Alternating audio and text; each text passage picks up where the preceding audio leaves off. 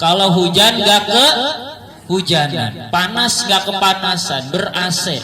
Coba lihat tuh tetangga kita yang baru punya motor, ya walaupun sama-sama cepet, tapi kalau panas kepanasan, kalau hujan ke hujan. Terus yang punya motor, kata yang punya motor, alhamdulillah Bu, nah kita masih punya motor. Tetangga kita baru punya sepeda. Ya, sepeda tuh yang digoes sendiri. Kalau orangnya diam ya sepedanya diam juga, agak bakal jalan sendiri. Tapi sekarang alhamdulillah ada sepeda listrik ya, nggak digoes jalan sendiri. Giliran tengah-tengah jalan baterainya habis, waduh, goes juga tuh mah ya. Terus kata yang punya sepeda, alhamdulillah kita punya sepeda. Tetangga kita sebelah kemana-mana jalan kaki, ya. Kita masih cepet masjid naik sepeda, yang lain jalan cepetan kita yang naik sepeda, ya. Kata yang jalan, alhamdulillah kita masih bisa jalan. Tetangga sebelah kemarin kena stroke, nggak bisa jalan lagi, kakinya lumpuh, ya. Terus kata yang lumpuh, alhamdulillah walaupun lumpuh masih sehat, masih hidup. Tetangga sebelah kemarin innalillahi wa inna ilaihi raji'un. Tuh, kalau bersyukur pasti indah terus walaupun sederhana, ya. Tapi kalau sebaliknya kita mandang dunia ini ke atas terus, wah yang ada ngeluh mulu. Tetangga beli motor, kita beli mixagrip, puyeng mikirin dari mana duitnya. Ya terserah dia, duit dia kan. Nah, jadi harus pandai bersyukur. Ya adik-adik, walaupun mohon maaf mungkin orang tuanya sudah nggak lengkap atau sudah nggak ada dua-duanya, syukuri. Karena sekarang masih bisa tumbuh, hidup, berkembang sama orang-orang yang menjadi walinya masing-masing.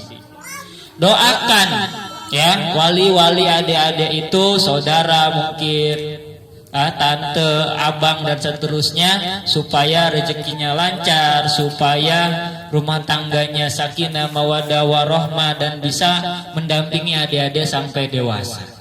Banyak kok cerita anak yatim tapi setelah dewasa jadi orang top, jadi orang sukses. Contoh paling istimewa siapa? Rasulullah Shallallahu Alaihi Wasallam. Beliau yatim, bahkan sebelum beliau lahir udah yatim. Masih ingat gak ceritanya tuh? Nabi di perut ibunya baru usia berapa bulan? Berapa? Ada yang bilang 2, ada yang bilang 6. Tapi yang masyhur 6 bulan. Itu ayahnya wafat. Ayahnya siapa nama ayahnya Nabi? Abdul bin Abdul Muthalib. Kalau kakeknya Abi Thalib. Oh. Nabi Muhammad usia 6 bulan di kandungan sudah yatim. Terus beliau lahir, ya, dalam kondisi yatim. Siapa yang ngasih nama Muhammad? Kakeknya Abdul Muthalib. Sebelumnya orang-orang Arab Quraisy, orang warga Mekah khususnya, belum ada yang namanya Muhammad sebelum Nabi Muhammad ada. Dapat ilham dari Allah, Abdul Muthalib kemudian memberikan nama kepada sang cucu kesayangan, yaitu Muhammad, yang artinya apa? Ada yang tahu nggak arti Muhammad? Di sini ada yang namanya depannya Muhammad? Ada pasti ya. Karena di Indonesia itu menurut data paling banyak nama itu kalau laki-laki Muhammad. Yang nomor 2 Ahmad. Yang ketiga terus tuh kesananya ada Asep, ada ya Agus dan seterusnya. Ya. Kalau perempuan paling banyak itu ada Siti, ada Sri, itu biasanya, ya. Apa arti nama Muhammad? Arti nama Muhammad artinya apa? Ada yang tahu nggak? Ayo, kalau tahu langsung dapat hadiah nih. kuisnya dadakan. Oke, ayo. Ayo, apa arti nama Muhammad? Ya langsung nih. Ada? Ayo. Ngacung. Ada ya? Tunjuk jari yang bisa, ayo tunjuk jari. Ayo. Kalau nggak ada, buat Pak Ustadz hadiahnya nih. Banyak nih kayaknya. Oh, belum. Masih inget-inget. Nah, dikasih tahu dulu ya. Nanti pas kuis dijawab. Tapi pertanyaannya udah ganti. Arti nama Muhammad adalah orang yang terpuji. Kan kalian tuh kalau baca Quran tuh kan Al-Fatihah, Alhamdu, bener gak? Artinya segala puji. Nah, kata Alhamdu dengan kata Muhammad itu masih satu suku kata. Ya. Nah, oke. Nabi Muhammad tumbuh menjadi yatim usia 6 tahun. Giliran ibunya meninggal. Siapa nama ibunya? Siti Aminah. Belum, ini gak ada hadiahnya. Udah mau siap-siap lari aja. Ini dengerin ceramahnya fokus ke hadiah sih nih.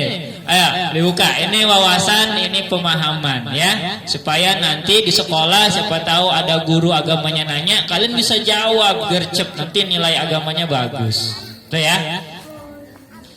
Kemudian beliau menjadi yatim piatu di usia 6 tahun. Kenapa sih Nabi Muhammad orang yang istimewa kok yatim?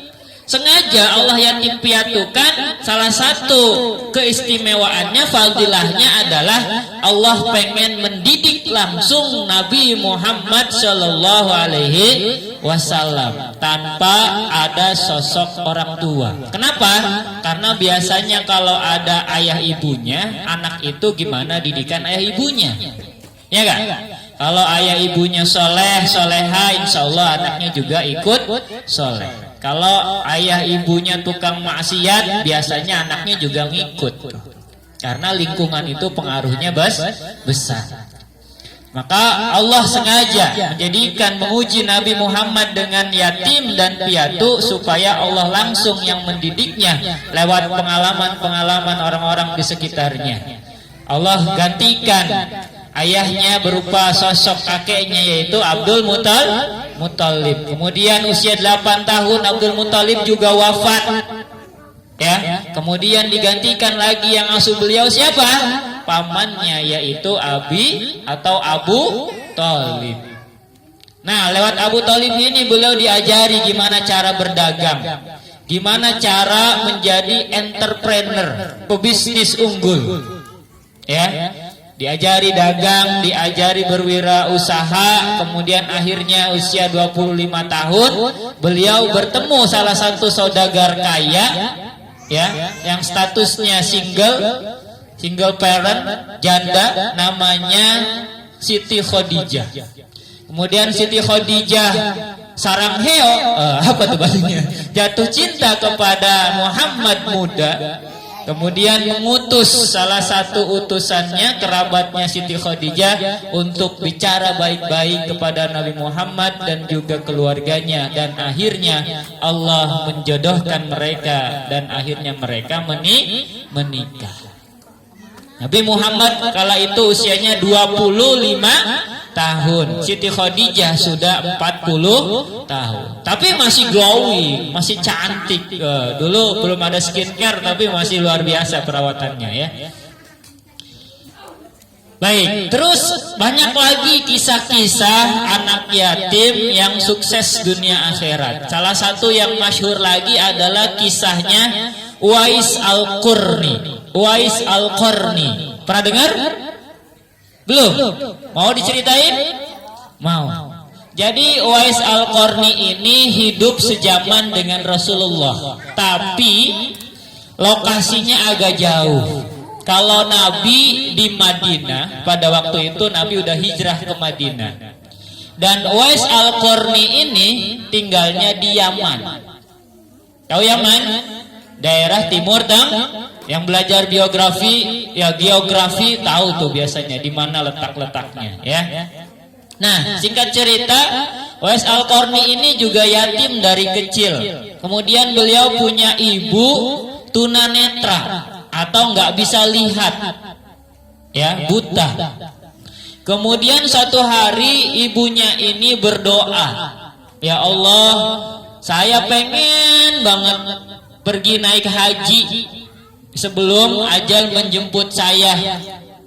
Doa tersebut ternyata kedengeran sama Uwais Al-Qarni. Akhirnya Uwais Al-Qarni punya inisiatif karena dia sayang sama emaknya. Akhirnya dia nazar, "Mak, anakmu ini insya Allah akan membantu emak untuk naik haji. Tapi gimana caranya, Nak?" kata emaknya. "Kita kan gak punya uang banyak buat kesana. Uang kita cuma cukup buat makan sehari-hari." "Tenang, Mak," kata Uwais Al-Qarni, "kita masih punya Allah. Insya Allah kalau kita doa khusyuk, doa tulus, dan kita usaha dengan keras, insya Allah ada jalannya."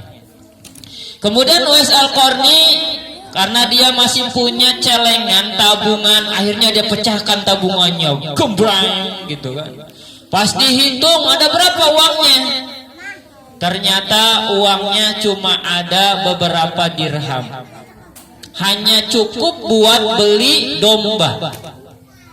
Akhirnya kata dia, "Wah, kalau gitu saya mau beliin domba aja dah." Pergi dia ke pasar nyari tukang domba. Nawar sana sini, nawar sana sini. Akhirnya ada yang mau ngasih dombanya. Itu pun masih kecil anakannya itu. Ya paling sebesar kucing gitu kan, segitu tuh, kecil banget. Akhirnya semenjak saat itu tuh Uwais Al-Qarni naik turun bukit bawa si domba tadi digendong. Kemudian orang-orang pasar ngeliatin sambil heran, "Nah, tuh bocah kenapa? Kok bawa-bawa domba naik turun bukit? Maksudnya apa? Apa nih bocah sudah gila? Otaknya udah geser apa gimana?" Setiap hari tuh Uwais Al-Qarni selesai ngaji, selesai tadarus, dia bawa dombanya. Lama-lama tuh domba karena diurus dengan baik, besar gak? Besar. Makin berat gak? Makin berat. Otomatis beban yang harus digendong sama Uwais Al-Qarni makin lama makin berat. Akhirnya ototnya jadi, badannya kuat. Karena setiap hari olahraganya ngangkat gendong domba naik turun bukit. Akhirnya setelah cukup dirasa kuat, si domba tadi sebelum berangkat haji dijual sama dia. Alhamdulillah cukup buat beli perbekalan selama berangkat ke sana. 10 menit lagi ya. Akhirnya ternyata dia latihan fisik bertahun-tahun gendong domba tadi. Buat apa coba? Buat ngegendong ibunya dari Yaman ke Mekah. Masya Allah. Jaraknya itu berbulan-bulan. Karena waktu itu belum ada kendaraan seperti motor, mobil, apalagi sepeda listrik. Belum ada tuh. Ya, belum ada. Akhirnya digendonglah ibunya Uwais Al-Qarni tadi yang tunanetra tadi sama anaknya, selangkah demi selangkah dia tapaki padang gurun pasir yang luar biasa tandus, dia seberangi ya. Kemudian sering ketemu juga dengan hewan-hewan buas.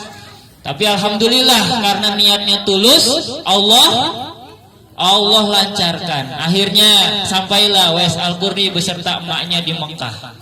Tawaflah mereka. Tawaf juga masih digendong tuh emaknya karena sudah lemah, udah tua. Digendong sama Uwais Al-Qarni 7 kali tawafan. Kemudian semua rangkaian hajinya selesai. Kemudian pulang ke Yaman. Setelah di Yaman, Uwais Al-Qarni kepengen ketemu Rasulullah. Ya, karena beliau sudah lama mendengar keluar biasaan Rasulullah, akhirnya beliau timbul rasa kangen pengen ketemu Rasulullah. Singkat cerita, akhirnya Uwais Al-Qarni bertamu ke Rasulullah. Tapi apa kata istrinya Rasulullah, Sayyidah Aisyah? Kata beliau, mohon maaf kisanak, Rasulullah sedang pergi berperang. Pulangnya nggak tahu 1-2 bulan atau tidak kembali lagi. Akhirnya di situ Uwais Al-Qarni bingung, dilema, mikir. Ini mau ditungguin atau pulang? Nah di rumah maknya sendirian, gak ada yang ngurusin. Akhirnya Uwais Al-Qarni lebih memilih mengutamakan emaknya lagi. Dia pulang ke Yaman untuk ngurusin ibunya. Lalu setelah Rasulullah pulang dari acara tadi, kemudian Rasulullah berfirman atau bersabda, mohon maaf, kepada sahabat-sahabatnya. Apa sabda Rasulullah? Wahai para sahabatku, di tengah-tengah kita ini sebenarnya ada satu orang tabi'in, dia belum sempat bertemu denganku, tapi dia namanya masyhur, terkenal di langit, viral di langit. Semua malaikat kenal sama nama ini. Sahabat bingung, siapa ya Rasulullah? Nama orang tersebut adalah Uwais Al-Qarni. Ya, nah itu sepenggal kisah Uwais Al-Qarni yang begitu sayang sama emaknya, sampai dia rela gendong tuh emaknya dari Yaman ke Mekah. Selama di Mekah dia gendong juga melaksanakan rangkaian ibadah haji yang luar biasa berat. Sampai-sampai Rasulullah Shallallahu Alaihi Wasallam dalam hadisnya menaruh hormat kepada Uwais Al-Qarni, saking mulianya beliau di hadapan Allah dan juga para penduduk langit. Nah itu tausiahnya, mudah-mudahan bisa manfaat. Kalian pun ya jangan putus asa, jangan berkecil hati. Walaupun orang tua kalian yang kandung sudah tidak ada, insya Allah masih banyak orang tua angkat yang siap untuk menjadi sandaran kalian di kala sedih dan pelukan kalian di kala bahagia. Kita masuk sekarang ke sesi kuis. Nah, hadiah yang pertama ini. Yang bisa jawab angkat tangan. Nanti Mas Pras tolong lihatin, tunjuk, maju ke depan, baru dikasih hadiahnya kalau betul. Oke. Ada 1, 2, 3, 4, 5, 6, 7, 8, 9. Ada 10 ya? Ada 9 bingkisan nih. Pertanyaan pertama. Ya, pertanyaan pertama. Apa tema atau judul tausiah kita kali ini? Ayo. Yang mana? Yang mana, Mas? Ya. Bersyukur. Betul. Yang mana aja dah. Oke. Yang kedua. Ya. Siapa nama tokoh anak yatim yang tadi Pak Ustadz ceritain kisahnya? Ayo, siap. Itu, dek, sini dek. Biasa nih, kecil tapi jagoan nih. Nabi Muhammad. Alhamdulillah. Yang pertama tadi Nabi Muhammad. Boleh dipilih. Tapi ada yang bisa jawab lebih lengkap lagi selain Nabi Muhammad tadi? Ya, sini Kak. Yang perempuan tadi. Ayo, apa-apa. Lupa lagi. Mau juga nih? Ya, diganti, gak apa-apa ya. Yang gampang aja deh. Tanggal berapa Nabi Muhammad dilahirkan? Ayo, yang hafal sholawatan Nabi Muhammad pasti tahu nih.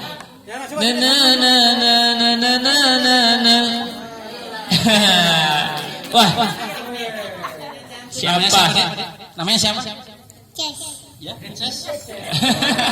Jawabannya apa? 12 Rabiul Ya, nggak apa-apa, dikasih hadiah kan udah berani maju. Ya, dipilih mau yang mana? Ya, bawa, angkat. Buat ya. Berikutnya, tanggal berapa diperingati sebagai hari turunnya atau nuzulul Quran? Kemarin, tanggal berapa tuh puasanya tuh kemarin? Sekarang hari keberapa? Kemarin hari keberapa? Itu pas nuzulul Quran tuh. Ayo.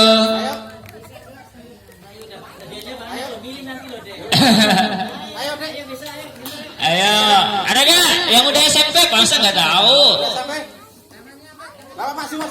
Ayo, tanggal berapa? Oh, tanggal 17 Ramadan. Ya, lanjut. Masih banyak hadiahnya, bukannya bentar lagi. Siapa? Ini cepet-cepetan nih, cepet-cepetan. Siapa nama kakeknya Rasulullah? Kakek. Itu yang putra. Kakeknya ya. Namanya siapa? Mau Talib. Nama adanya siapa? Kenta. Ayah? Kenta. Oh, Kenta. Ya, jawabannya tadi Abdul Muthalib. Betul. Masih ada 5 lagi. Nih. Sebutkan rukun iman yang ke 5. Namanya siapa namanya? Ali. Jawabannya apa? Iman kepada Allah. itu yang pertama. Yang kelima. Durutin semua, sebutin ya Bapak. Iman kepada Allah. Iman kepada kitab. Haji. Naik. Haji. Itu kan rukun Islam. Sebutin. Rukun pada Iman kepada Allah. Yang kedua iman kepada kitab. Yang ketiga malaikat. Yang ketiga? Beriman kepada kitab-kitab Allah. Itu nomor berapa? 2. Yang kelima apa? Iman kepada Allah. Hari apa? Hari apa? Kiamat. Iya, betul. Coba tadi ya, ambil satu. Boleh semalam oke. Berikutnya masih ada 4 lagi. Ya. Siapa nama ayahnya Rasulullah? Yang belum ya, yang udah belum kan tadi? Namanya siapa? Hamzah. Ya, jawabannya? Abdul Abdul Muthalib kakeknya ini